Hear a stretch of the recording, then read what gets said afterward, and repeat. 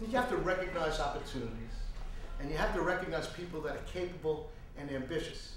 And I think about the different things that I did that I learned from the supermarket business. Like I was telling Ted a story earlier today. I was, when I ran my stores, especially at the beginning, I was very hands-on. So if, let's say I had 7 registers and only 4 cashiers were working, and the store would get busy, I would jump onto a register for a little while. Nobody wants to wait long. Everybody wants to get out fast. So one day I'm on the register, the store's busy. Some young guy comes walking in, he's looking for a job. So, I'm interested, I'm talking to him, and the guy stood behind me for like 2 hours, just begging and helping me. This was his interview. He was looking for a job. And I said, I gotta hire a guy like this, because look how ambitious he was. He wasn't afraid to work for free, to help me out to try and get a job. I wound up putting him into the deli department, and the guy was amazing. He would come to me all the time and tell me, the place was dirty, it wasn't set up right, and he was doing all kinds of things to make the place better. And within 6-7 months, I made the guy the manager. He was really very good. And then he kept asking me, he kept wanting more money, which he deserved. And we got into a point where he was at a manager's salary after, let's say, a year. And then he kept asking for more money. And I said, Eddie, you want to keep making this money? I said, you gotta come up with your own business if you want to make some money. This is a guy that ran away from home with his 2 brothers, very bad home life. The 3 brothers ran away. They got an apartment. He worked for me for maybe a year and a half. He came to me with a whole program of they wanted to open up a cafe in Manhattan. Came to it, locations, rents, a whole idea of how they were going to do it, and they wanted to know if I would back them.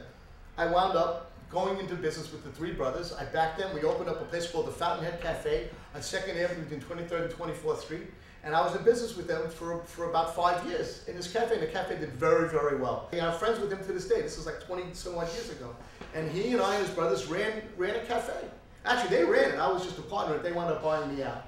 When you do these kind of things, and you want to branch out and do new things, you got to recognize who should you partner up with. You want to partner up with somebody, first of all, that's honest. Honesty part is a big deal. You want someone that's certainly not going to rip you off. And honest, even beyond that they're going to tell you, the truth. Like, I used to call up my stores when I wasn't there. I was talking about how, everything is great, but there were problems. And I would say, don't tell me everything's great if you're having a problem. I want to know what the problem is. I did all kinds of things, in the real estate. I bought brownstones in Park Slope, and I renovated them, and I co-opted them, and I sold apartments, which was, not an easy task either. I remember going there every Sunday to show people stuff.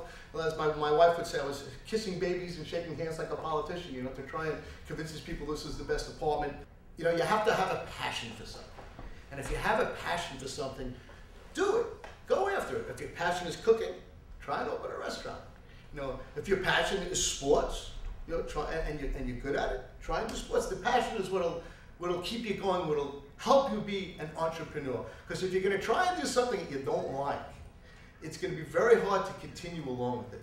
I also had a focus.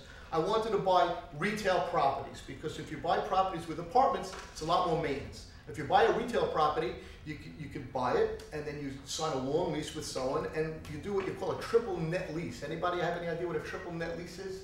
A triple net lease means you're making the tenant pay all the expenses.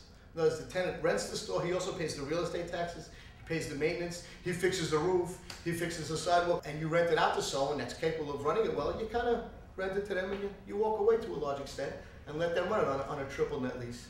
And Ted took the words out of my mouth earlier when he said, the 3 most important things to remember in retail and in real estate is location. You could be on the wrong side of the street and not do the business the same as the guy on the other side of the street. You got to see, where's the walking traffic? Where's the subway stop? Where's the bus stop? You want people walking by your store. And what I love about owning retail locations that are good locations is if I rent the store to a bakery, and he's got a very busy spot, and he's operating it for 10 years, his lease is up. So I'll ask for the new rent, and he'll say, oh, gee, that's too much rent, that's crazy. I'll say, go ahead and move. So you want to move? Go ahead.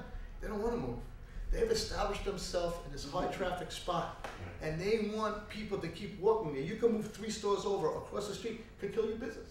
Look, if anyone ever tells you they've succeeded at everything they've done, they're liars. You try stuff. The idea is not to be afraid to put in time. If you put in your own time, that's one thing. And if you want to be an entrepreneur, you can't be afraid. You really have to have guts, the stamina to go in and try something new and to try it. A key to a lot of my success is I was tireless. I put in hours, I didn't care. You know, I would work my store all day. I would go and look at properties. You know, when I took time off, I was going to look at properties. And slowly I built up buying stuff. And I only bought in Brooklyn. I always wanted to buy in Manhattan. And I said, I don't know how I'm going to be able to afford Manhattan. I mean, Manhattan was so expensive. And as I started buying stuff in Brooklyn, and Brooklyn started to escalate, thank God for me, and probably, you know, the values went up. You know, then what I would do is I'd refinance the buildings. You understand what I mean by refinance a building? You get a mortgage, pull out money, and buy another building. And that's basically, you know, that's basically what I've done. So that's great. Okay, any questions for Mike?